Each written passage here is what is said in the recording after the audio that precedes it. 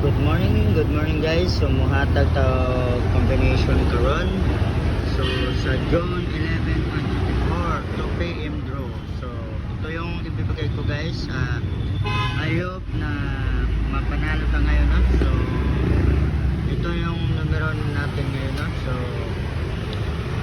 hayaan nyo lang guys, i-maintain nyo lang din. So kung gusto nyo i-maintain 2 PM, 5 PM at saka 9 PM, kasi hindi natin alam kung lalabas pa ngayon. So pero I hope na lalabas to ngayon, no?